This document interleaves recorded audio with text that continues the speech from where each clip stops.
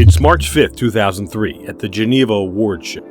Lamborghini was going to present the Gallardo today. This one car was going to define the future of Lamborghini. Lamborghini, the brand that had shown the world what a supercar truly meant, and had once been an icon of the supercar era. Today, the same brand was on the verge of bankruptcy. Lamborghini was struggling to keep itself afloat and was making a final attempt to stay alive.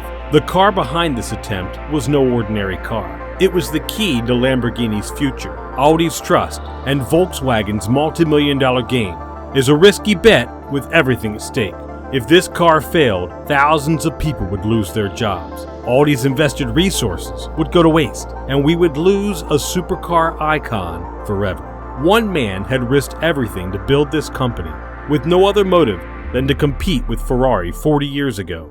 Lamborghini had changed the world with its first release, and now, 40 years later, history was repeating itself. This could be Lamborghini's last car. Finally, the moment arrives, and the car is unveiled. But wait, how did we get here in the first place? The story of Gallardo began 7 years ago. Actually, many years before that, the 1970s crisis, and people couldn't afford Lamborghini's expensive and fuel-thirsty V12 cars, leading to plummeting sales and the company's financial struggles. The market demand shifted from powerful Italian supercars to small, fuel-efficient Japanese cars. This is why, in 1972, Ferruccio Lamborghini sold his company to Georges Henri Rossetti and René Lemire. Later, in 1977, the company was sold again to the Bologna Court, but they too sold the company again to the Mimran brothers, and then in 1987, it was sold to Chrysler. Over these years, due to changes in communication and ownership, Lamborghini had lost its way. The owners wanted to keep the company active by creating cars that were fuel efficient and affordable. They were known as Baby Bull as well.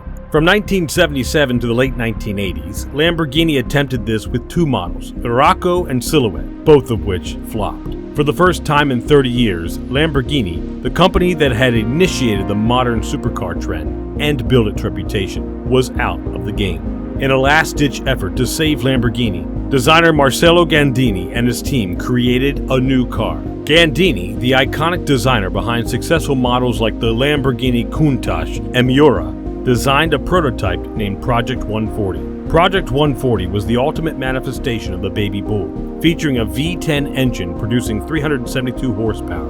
Lamborghini developed the car in just 7 months, achieving a 0 to 100 km/h speed in 5 seconds. It looked promising, but as we know, in 1987, the Mimran brothers, who had owned Lamborghini for several years, decided to sell the company to Chrysler. This marked a significant change in the ownership and management of Lamborghini, as it transitioned from being owned by private individuals to becoming part of a large automotive corporation. Chrysler then began working on a new project, attempting to mix Lamborghini's design DNA with American aesthetics. They called in designers to create the Lamborghini Portofino. This car looked like an American cat rather than an Italian bull.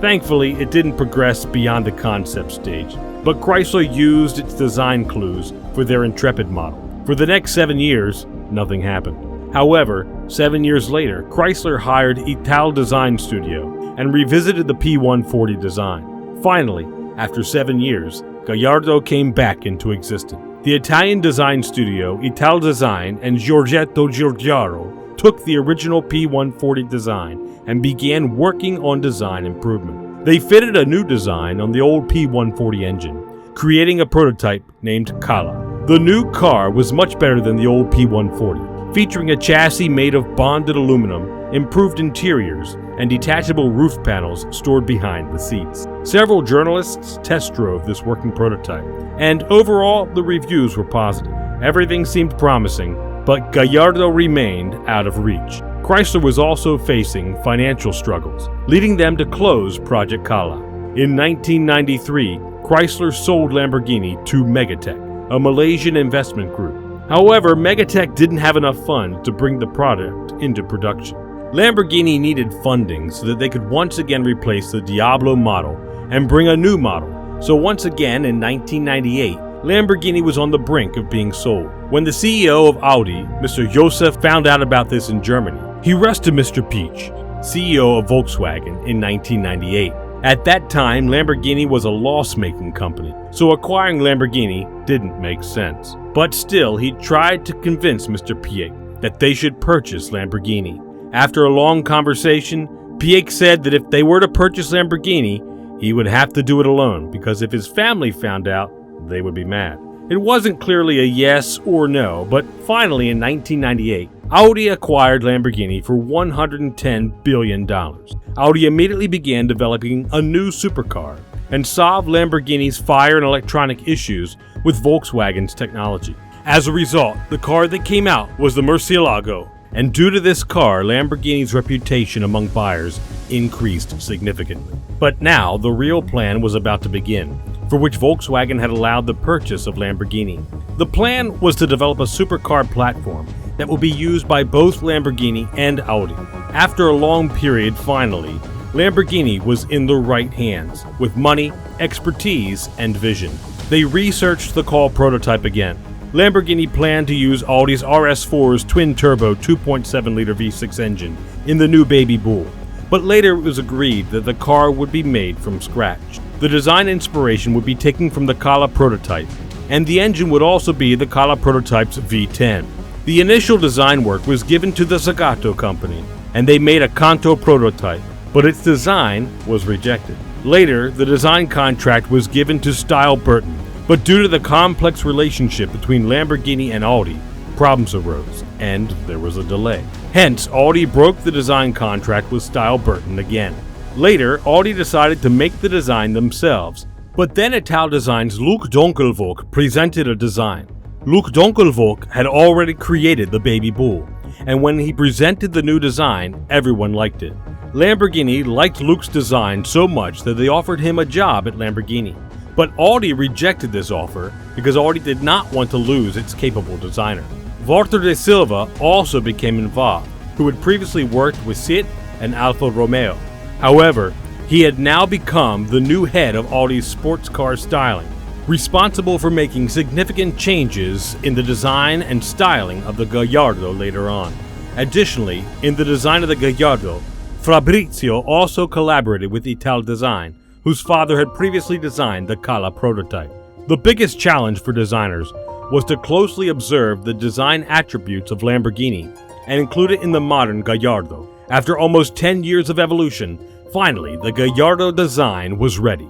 Now it was time to bring the sketch into physical existence. Historically, the entire prototype was made physically, with improvements made over time. But Volkswagen Group's Lamborghini Audi was under pressure to prepare the baby as quickly as possible. So now the design team was going to use the latest technology. Gallardo was a completely new car, and from the exterior body to the interior features, it was going to be designed from scratch. And unlike common Lamborghinis, it was not going to have limited production. VW Group and Audi knew that to make Lamborghini profitable, they had to make a car that more and more people could afford. That's why the engineering of the Gallardo had to consider building the car so that the production technicians of the assembly line could fit it. That's why body engineers used ICM Surf software. ICM Surf was developed by the Volkswagen Group in 1980, which allowed for 3D visualization, analysis, and improvement of the car model. To reach the design deadline, Volkswagen allowed Audi to use this software. First, they made the clay model of the DS Guide, then scanned it with a laser camera, and the resulting 3D image is called point cloud data. Now designers import this point cloud data into the ICEM software. With the help of the software, the design can be refined by adding more menus. In old techniques, if the design had to be refined, first a sketch was made, then a clay model of the real life-size car was made, and it had to be sculpted by hand, which was both expensive and time-consuming. However, due to the photorealistic visualization and VR tools of the ICEM software, this could be done digitally and quickly. Designers could make changes to the model and instantly view it in virtual reality centers, making Gallardo's design process much easier. After the design was complete, it was time to build the Baby Bull's body. The final touches in the design of the Gallardo were contributed by Luc Donkelvoort, which resulted in a final product that showcased a significant amount of design DNA from the Merciélago. Several prototypes were prepared based on the car's design, and the Audi wind tunnel was extensively used to improve its aerodynamic design. Because the Gallardo was going to be mass-produced, Conventional doors were installed instead of Lamborghini's iconic scissor doors. Many changes were made in the car's aerodynamics. The car's appearance and roofline were pulled back to give it a fast profile. An electronic control spoiler was installed at the rear of the car, which deployed at 130 km per hour and retracted at 18 km per hour. Rectangular vents and intakes were installed in the car to provide proper cooling to the powerhouse V10 engine. To achieve maximum aerodynamics, the seats inside the car were made completely flat. The car was going to be built in such a way that it could beat any GT car available at that time.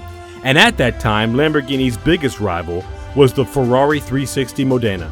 To make the car, weight composites were used, but extreme structure and rigidity were also necessary, for which a special aluminum subframe was made that was specifically designed by Audi.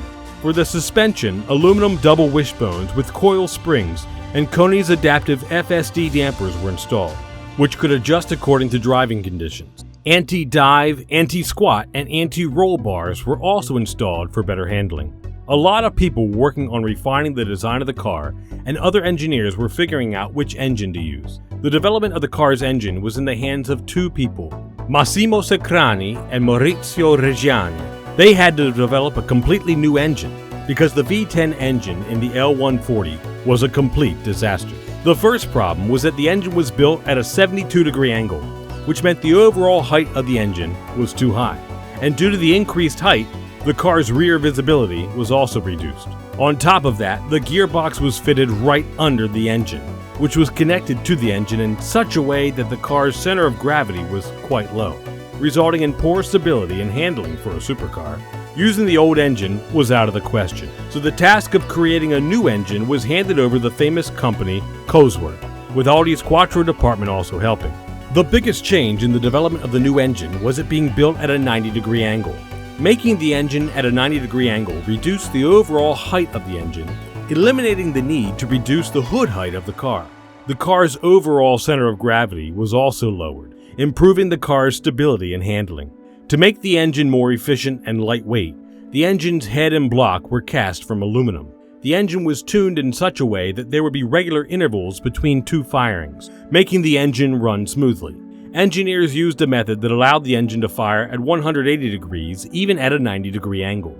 When the engine was installed in the prototype and the car was tested, the speed generated so much G-force that the engine's lubricant accumulated on one side. The engine was taken out of the car to fix this problem, and the solution was found in the ship diesel engine.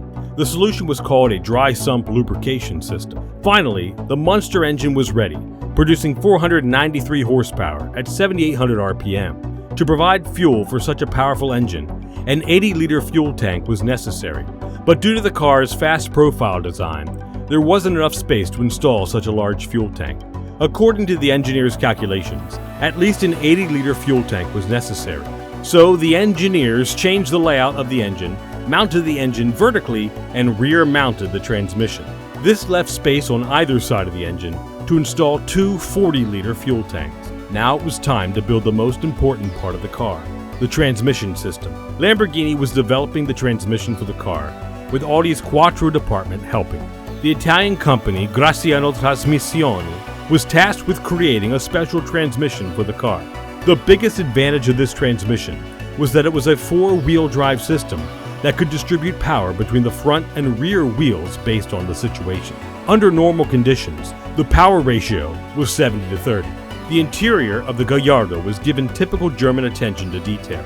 In earlier Lamborghini models, plastic was used, but now the trend had changed.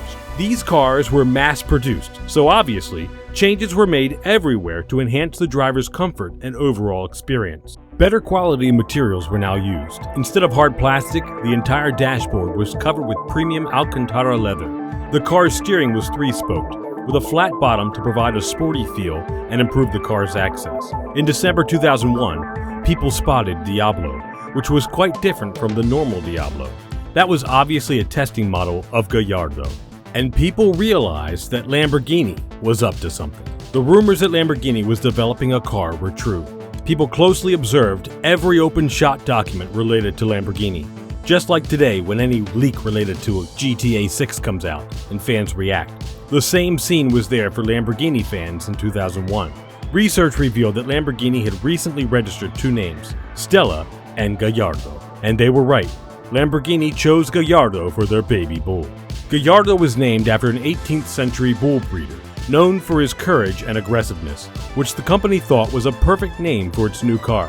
Gallardo was supposed to be released in 2001, but it was delayed because the materials used to make Lamborghini's parts were not of acceptable quality. So the company had to find new suppliers who could provide high-quality materials. This caused delays. The team faced a new problem. Lamborghini could barely produce more than 400 models a year, so the factory was not large enough. For this, Audi invested 130 million euros to expand Lamborghini's factory, dividing it into two parts, one part for the production of Merciélago and the other for Gallardo. After expanding the factory, it became capable of producing 1,300 cars a year, which was a new record for the factory. The Gallardo's engine block and head were made by Cosworth Company, which were later shipped to the Sant'Agata factory in Italy. The task of making the car's transmission was given to Graziano, which was also in Italy, and they manufactured the transmission in the Sant'Agata factory itself. The entire task of making the car's chassis was in Audi's hands. Initially, the car's aluminum subframe was made at Audi's center in Germany. Later, the subframes were shipped to Kropdorf, where the aluminum body panels for the subframe were made. Afterward, the entire body was received at the Audi factory, where it was painted after applying corrosion protection. Finally, the painted body was shipped to Italy. After the hard work of many years, many rejected designs, engine prototypes, and investments worth millions in Audi and VW, the Lamborghini Gallardo baby bull was born. And now we're back where we started with this video, at the 2003 New Model Show, where the Lamborghini Gallardo was first showcased, and it was an instant success. Due to its sharp build and reduced weight, the car had a very dynamic look. With its dimensions and performance figures, the Gallardo's drivability and reliability made it a practical supercar. When the final release was done, it stunned the world as it was 0.3 seconds faster than the Ferrari 360 Modena. The Gallardo was the first Lamborghini that people could finance. The Gallardo had record-breaking sales, and in a short time, it became a supercar icon. It was so famous that it was featured in the world's most famous and successful cartoon show, The Simpsons. The Gallardo gave Lamborghini an extra lifeline, as before the Gallardo, Lamborghini used to make 300 cars a year, which increased to 2,000.